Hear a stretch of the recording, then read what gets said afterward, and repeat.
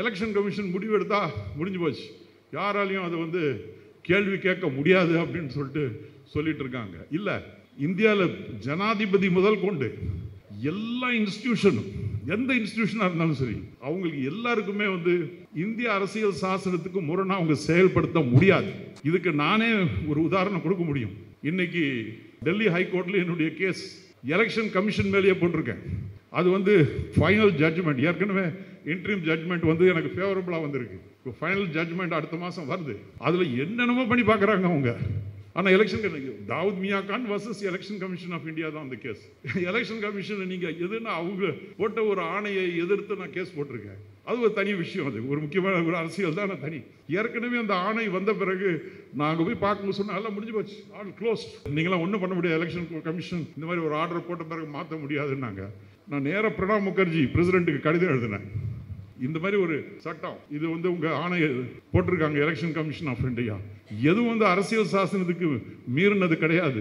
குறிப்பா உங்களுக்கு அத்தனை இதையும் அதிகாரம் வச்சிருக்கிற நீங்க பிரசிடென்ட் ஆஃப் இந்தியா, உங்களால் அது கொஸ்டின் பண்ண முடியும். ஆனால் அந்த டீட்டெயில்ஸ் எல்லாம் கொடுத்து அந்த பெட்டிஷன்லாம் உங்களுக்கு கொடுத்துருந்தேன். அவர் படிச்சுட்டு ஒரு டைரக்ஷன் கொடுத்தாரு, இதை விசாரி அப்படின்ட்டு.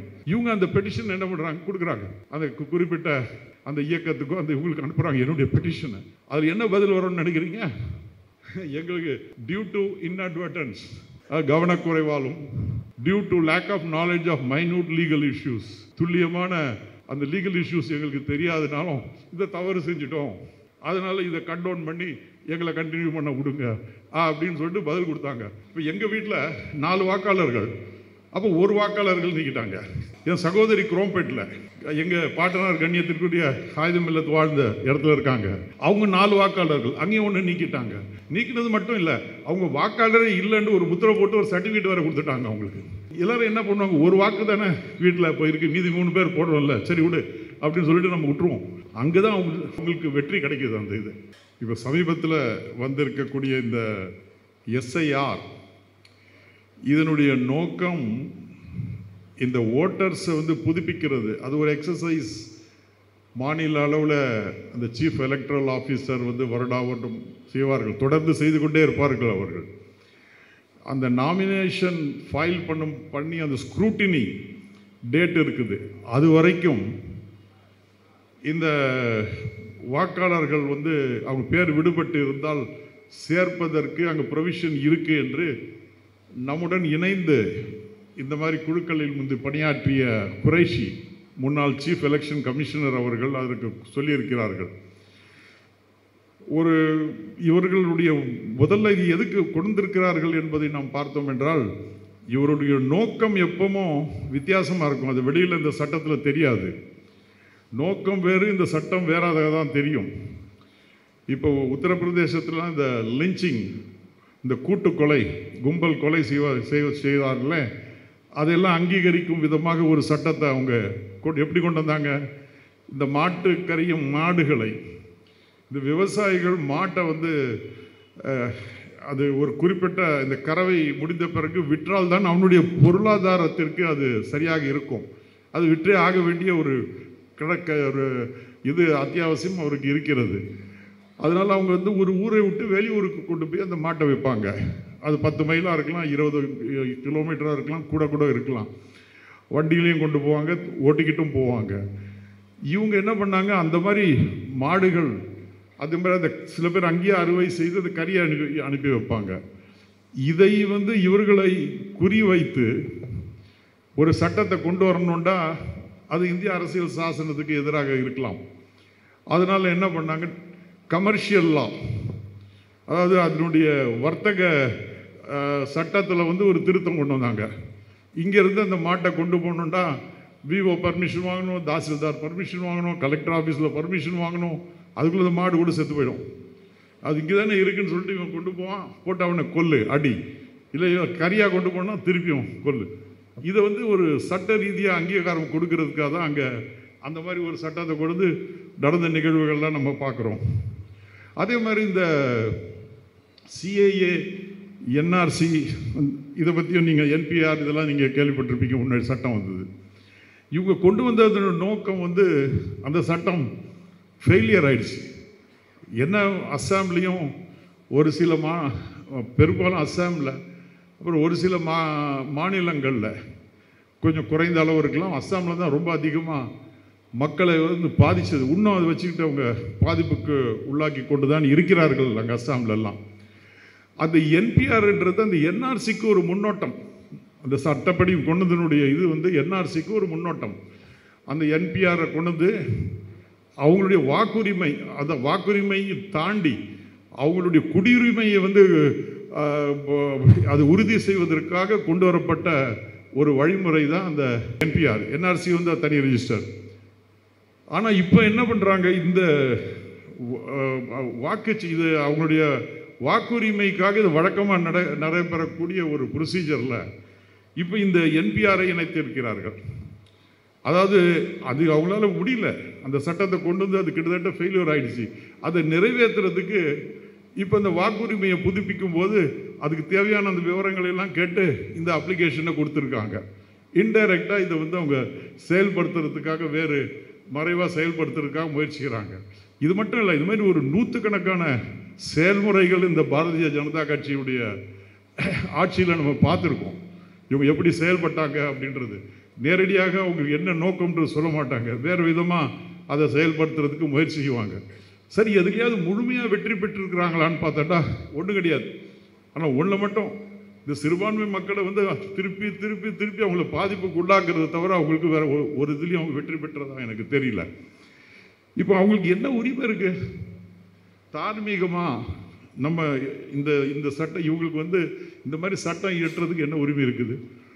2015 ஆட்சிக்கு வரும்போது 31%, அதாவது அன்னைக்கு 66% வாக்களித்தார்கள் இந்தியாவில் மொத்தமாக. அதில் 31%.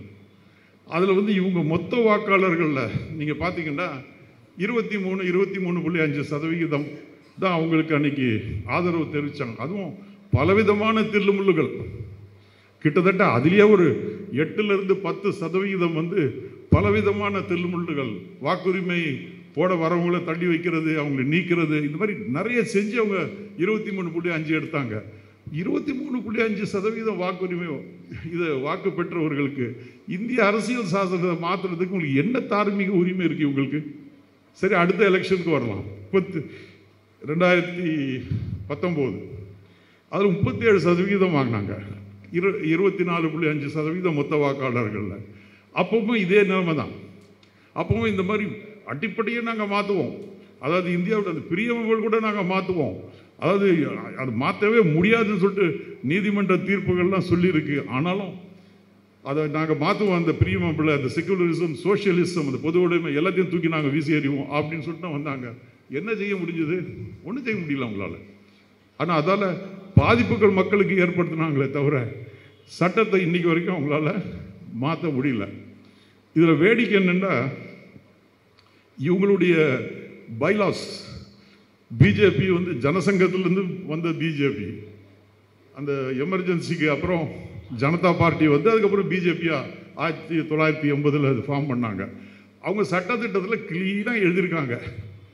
அதாவது என்ன எழுதியிருக்கிறாங்க, நம்மளுடைய பொருளாதாரம் வந்து காந்தியன் அடிப்படையில் இருக்கும், நம்மளுடைய கொள்கை வந்து சோஷியலிஸ்ட் அண்ட் மதச்சார்பை கொள்கை. இன்றைக்கும் இருக்குது. இன்றைக்கும் வெப்சைட்டில் போய் பிஜேபியுடைய கொள்கை என்னன்னு போட்டிங்கன்னா அது இன்றைக்கும் இருக்குது. இது எல்லா ஜாதி, அதாவது மதம் ஜாதிகள் எல்லாத்தையும் அப்பாற்பட்டு ஒரு சமூக நீதி படைப்பதற்கான ஒரு ஆட்சி அமைப்போம், இந்த அவங்களுடைய நோக்கமும் இன்றைக்கும் பிஜேபியுடைய. ஆனால் செயல்முறையில் என்ன செஞ்சிட்ருக்காங்க, இதுக்கு என்ன நேர்மறையாக செய்யணுமோ அதை தான் அவங்க செயல்படுத்திக்கிட்டு இருக்காங்க. அவங்க அதை வந்து அத்வானியும் வாஜ்பாய் அப்போ இந்த பைலாஸ் ஏற்றும் போது அவங்களுக்கு நிறைய ப்ரெஷர் போட்டாங்களாம், இதை மாற்றிருங்க இப்போமேன்னு சொல்லிட்டு. ஆனால் அவங்க அதை மட்டும் மாற்ற விரும்பலை.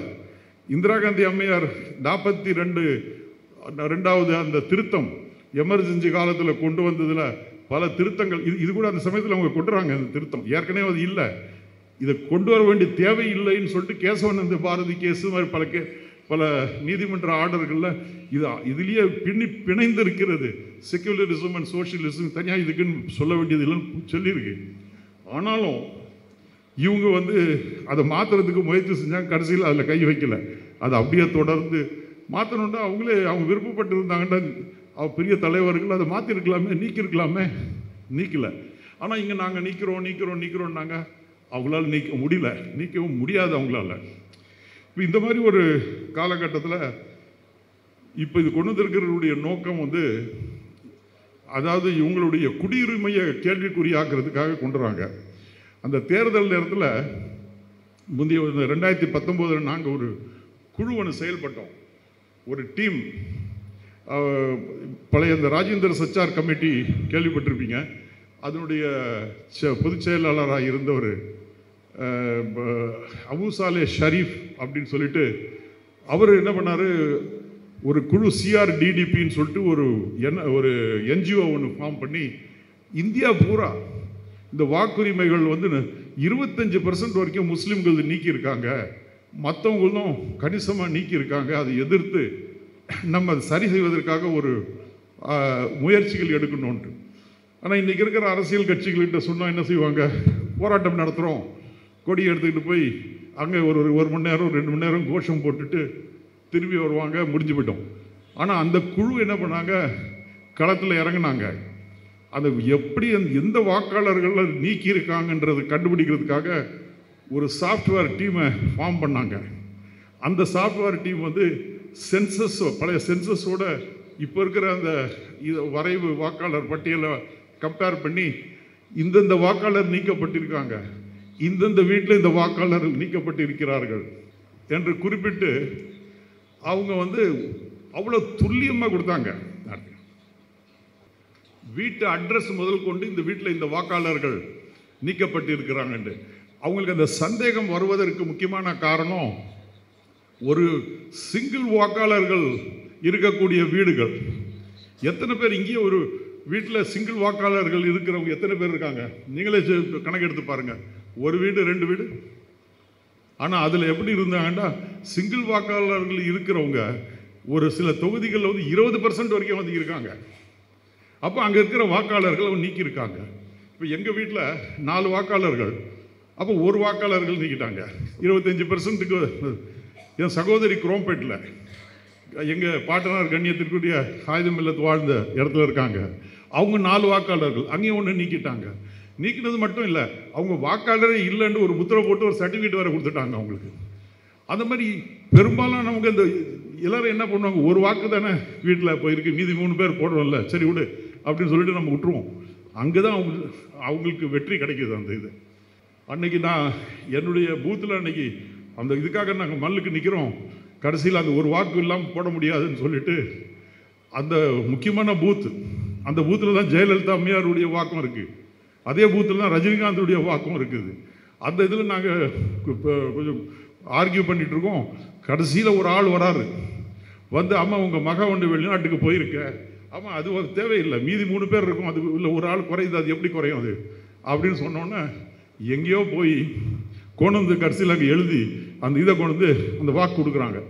அப்புறம் யார் அந்த ஆள்னு சொல்லி கேட்டால், RSSனுடைய இந்த பேஜ் சாலாக்குன்னு ஒரு ஆளை போடுறாங்களாம். அந்த ஆள் கார்பரேஷனுடைய எம்ப்ளாயின்னு பார்த்தா கார்பரேஷன் எம்ப்ளாயி இல்லை, RSSஐ சேர்ந்த ஒரு பணியாளர். அவருக்கு எல்லா ஹிஸ்ட்ரியும் சொல்கிறாரு. உங்கள் ஊர்லேருந்து வந்தாங்களே, உங்கள் மக திரும்பி போயிட்டாங்களா, ஆமாம் அவங்களுக்கு அங்கே சிட்டிசன்ஷிப் எடுத்திருக்காங்களா, இன்னும் எடுக்கல, எல்லா விவரமும் அவங்களுக்கு வந்து தெரியுது அது. ஆனால் கடைசியில் அவ்வளோ தூரத்துக்கு அவங்க வேலை செஞ்சிட்டு இருக்காங்க. ஆனால் நம்ம வாக்குரிமை குடியுரிமை காப்பாற்றுறதுக்கு அப்போ நம்ம எவ்வளோ வேகமாக பணி செய்ய வேண்டி இருக்குன்றதையும் இந்த நேரத்தில் நம்ம சிந்திச்சு பார்க்கணும். இப்போ இந்த வாக்காளர் நீக்கத்தில் வேறு சில அதிசயங்கள் பார்த்தோம். அந்த நாங்கள் இந்த ஒரு சாம்பிளுக்காக ஹார்பர், கோயம்புத்தூரில் தொண்டாமுத்தூர், கன்னியாகுமரியில் பத்மநாபபுரம் 3 தொகுதிகளிலிருந்து வாக்காளர் நீக்கத்தினுடைய அந்த டீட்டெயில்ஸ்லாம் எடுத்து அது வந்து என்னுடைய அலுவலகத்தில் தொடர்ந்து கூட்டங்கள் அதை வச்சு அதை அவங்களுக்கு கொடுத்துக்கிட்டு இருந்தோம். இங்கேயும் அதே மாதிரி டெல்லி, ஜெய்ப்பூர், மகாராஷ்டிரா, UP பல மாநிலங்கள் எல்லாம் கூட கூட்டங்களை நடத்தி அங்கே முக்கியஸ்தர்கள்லாம் அதில் இன்வால்வ் பண்ணி அதில் ஈடுபடுத்தி இந்த மாதிரி இருக்குது, நீங்கள் உடனடியாக செய்யுங்கன்னு சொன்னோம். ஒரு சில மாநிலங்களை தவிர நிறைய பேர் அது சீரியஸாக அவ்வளோ பெரிய அளவு செய்யலை. கர்நாடகாவில் செய்யும்போது நானும் நேரிலேயே போய் அங்கே இருந்தேன் ஒரு 3-4 நாள். அவர் குறைஷி சீஃப் எலெக்ஷன் கமிஷனரும் அங்கே தங்கியிருந்தார்.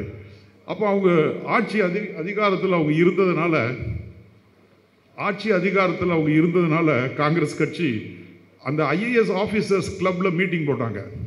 இந்த வக்ஃப் போர்டு சேர்மன், சீஃப் செக்ரட்டரி, பல பேர் வந்தாங்க. ஹோம் மினிஸ்டர் அப்போ ஒரு முஸ்லீம் இருந்தார், அவர் ரோஷன் பேக், அவரும் வந்திருக்கிறாரு. அப்போ நம்ம என்ன சொல்கிறோம், அது சிவாஜி நகர் தொகுதியை சேர்ந்தது அந்த தொகுதி. அதில் தான் அந்த அசம்பிளியும் இருக்குது அங்கே. இந்த தொகுதியில் வாக்காளர்கள் இவ்வளோ பேர் நீக்கப்பட்டு இருக்கு அப்படின்னு சொல்லும்போது கோவம் வந்துருச்சு. இதை எங்கள் அசம்பிளி இருக்க இடம், நான் ஹோம் மினிஸ்டர், என்னுடைய தொகுதி, இங்கே என்கிட்டயே சொல்கிறீங்களா இங்கே வாக்காளர்கள் இவ்வளோ பேர் நீக்கி இருக்கிறாங்கன்னு சொல்லிட்டு ஒரு சேலஞ்சே பண்ணார். உடனே அவருக்கு அந்த டீட்டெயில்ஸ் கொடுத்தோம், கிளிப்பு. எனக்கு 2 நாள் கொடுங்க, ஃபீல்டு சர்வே எடுத்து என் தொகுதியில் உங்களுக்கு ரிப்போர்ட் கொடுக்குறேன் அப்படின்ட்டு ரொம்ப கோபமாக சொன்னார். கடைசியில் 2 நாளைக்கு அப்புறம் அவர் இன்டர்வியூ கொடுக்குறாரு. 90% நீங்கள் கொடுத்த அந்த லிஸ்ட்டு சரியாக இருக்குது, அந்த வாக்காளர்கள் எங்கள் தொகுதியில் நீக்கப்பட்டிருக்கிறார்கள் நீங்கள் சொன்ன மாதிரின்னு அவர் லிஸ்ட்டு கொடுத்தாரு. அந்த நேரத்தில் நிறைய பிதார் அந்த இடத்துல ரொம்ப செஞ்சுருந்தாங்க, நிறைய இடத்துல செஞ்சுருந்தாங்க. அந்த தேர்தலில் இவங்க காங்கிரஸும் மதசார்பற்ற ஜனதா தளமும் கூட்டு சேர்ந்து இந்த அசம்பிளி எலெக்ஷன் வருது. அவங்க ஆட்சியை பிடிக்கிறாங்க, பார்டரில் பிடிக்கிறாங்க மெஜாரிட்டியோட. ஆனால் கொஞ்ச நாளில் என்ன பண்ணுறாங்க, அந்த மெம்பர்ஸுங்களெல்லாம் விலைக்கு, அப்படி தான் பிஜேபி ஆட்சி அமைக்கிறது. அவங்க என்ன பண்ணுறாங்க, அந்த உறுப்பினர்களை விலைக்கு வாங்கி இந்த ஆட்சியை கவிழ்த்து அவங்க ஆட்சி அமைக்கிறாங்க.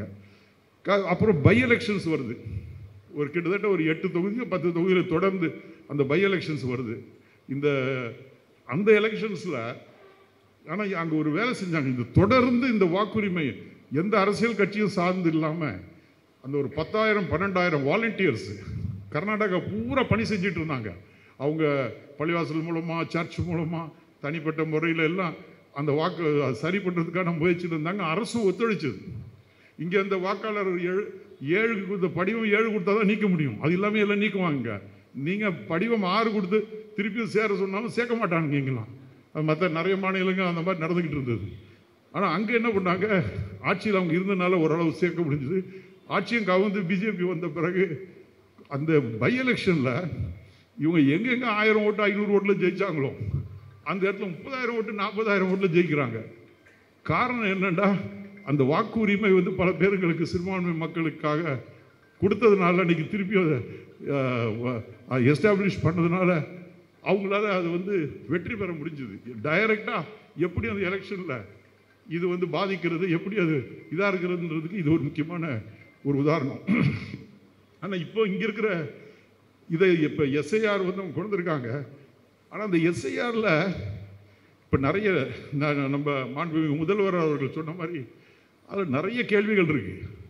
ஒரு குற்றவாளியை குற்றவாளின்னு நிரூபிக்க வேண்டிய பொறுப்பு அரசுக்கு இருக்குது, ப்ராசிக்யூஷனுக்கு இருக்குது. இப்போ எல்லாருக்கிட்டையுமே நீ குற்றவாளி இல்லைன்னு நிரூபி அப்படின்ற மாதிரி இந்த சட்டத்தை ஏற்படுத்தியிருக்காங்க. இது அதனுடைய ஃபண்டமெண்டலுக்கே எதிராக இருக்குது. நம்முடைய அரசியல் சாசனத்தினுடைய ஃபண்டமெண்டல் அடிப்படைக்கே இது ஒரு எதிராக இருக்குது. இது நிறைய ஸ்பெசிஃபிக்ஸ் இருக்குது. அது இன்னும் கொஞ்சம் விளக்கம் வந்தோடனே தான் நம்ம அதுக்கு கொடுக்க முடியும். இன்னொன்று ஒரு கான்செப்ட் எல்லாருமே சொல்கிறது, எலெக்ஷன் கமிஷன் முடிவு எடுத்தால் முடிஞ்சு போச்சு, யாராலையும் அதை கேள்வி கேட்க முடியாது அப்படின்னு சொல்லிட்டு இருக்காங்க. இல்லை, இந்தியாவில் ஜனாதிபதி முதல் கொண்டு எல்லா இன்ஸ்டிடியூஷனும், எந்த இன்ஸ்டிடியூஷனாக இருந்தாலும் சரி, அவங்களுக்கு எல்லாருக்குமே இந்திய அரசியல் சாசனத்துக்கு முரணாக அவங்க செயல்படுத்த முடியாது. அதில் சட்டத்தில் இருக்கோ இல்லையோ, அங்கே தெளிவாக இருக்கோ இல்லையோ, செயல்படுத்தவே முடியாது. இதுக்கு நானே ஒரு உதாரணம் கொடுக்க முடியும். இன்னைக்கு டெல்லி ஹைகோர்ட்டில் என்னுடைய கேஸ் எலெக்ஷன் கமிஷன் மேலேயே போட்டிருக்கேன். அது ஃபைனல் ஜட்ஜ்மெண்ட், ஏற்கனவே இன்ட்ரீம் ஜட்ஜ்மெண்ட் எனக்கு ஃபேவரபுளாக வந்திருக்கு. இப்போ ஃபைனல் ஜட்ஜ்மெண்ட் அடுத்த மாதம் வருது. அதில் என்னென்னமோ பண்ணி பார்க்குறாங்க அவங்க.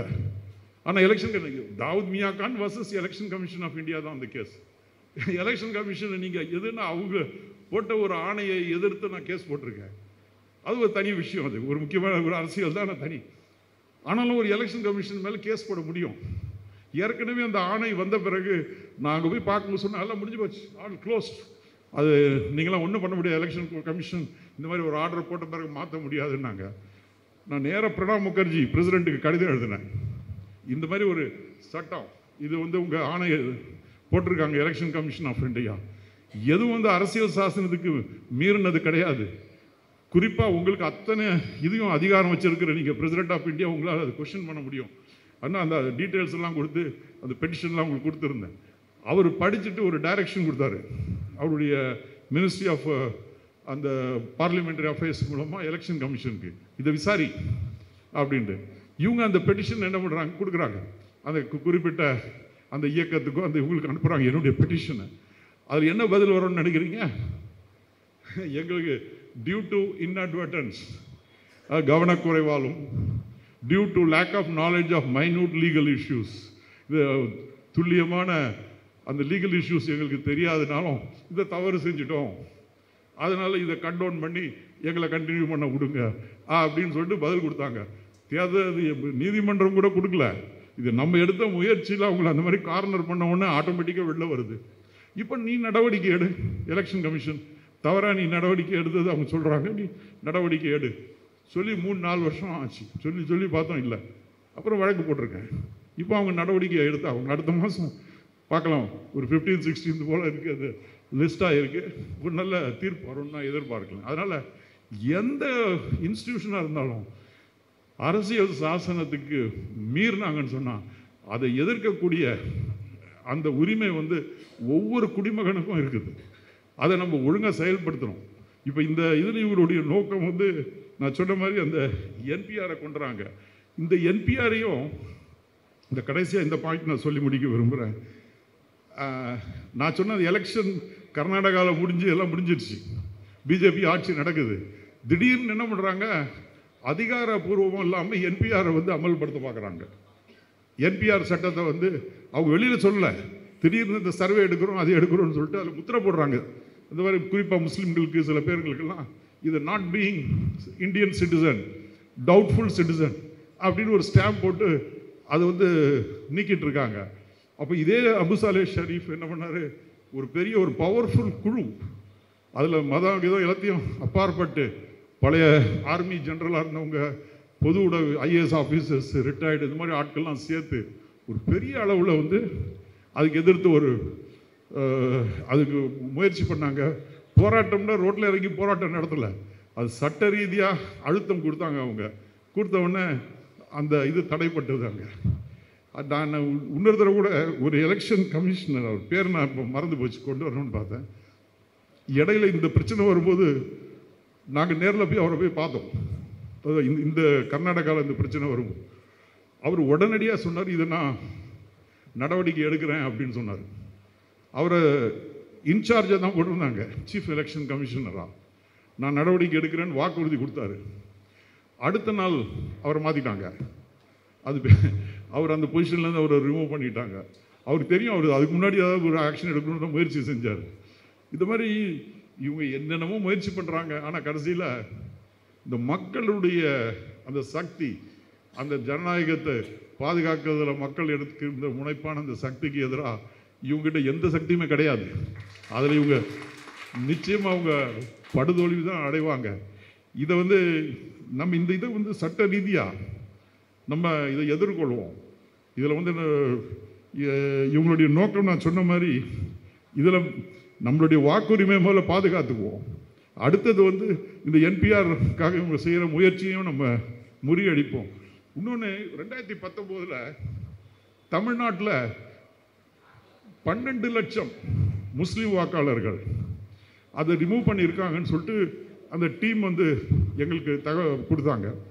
நான் தான் அதை கோஆர்டினேட் பண்ணிக்கிட்டு இருந்தேன். இங்கே எல்லா முஸ்லீம் அமைப்புகள், பள்ளிவாசல், உலமாஸ், அவங்க எல்லாரையும் கூப்பிட்டு அதுக்கு அது ஒவ்வொருத்தரும் வாக்குரிமையை அவங்க அப்ளை பண்ணுறதுக்கு எப்படி அந்த ப்ரொசீஜர்ஸ் எல்லாம் கொடுத்து நம்ம ஆஃபீஸில் தொடர்ந்து கூட்டங்கள் நடத்திக்கிட்டே இருந்தோம்.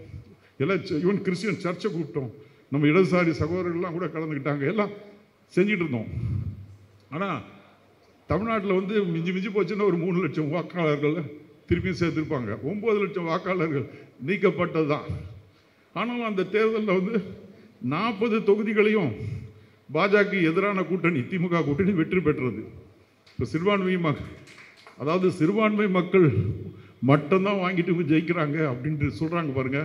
இல்லை, அனைத்து சமுதாய மக்களும் உங்களுக்கு எதிராக இருக்கிறார்கள் என்பதற்கு அது ஒரு பெரிய உதாரணம்.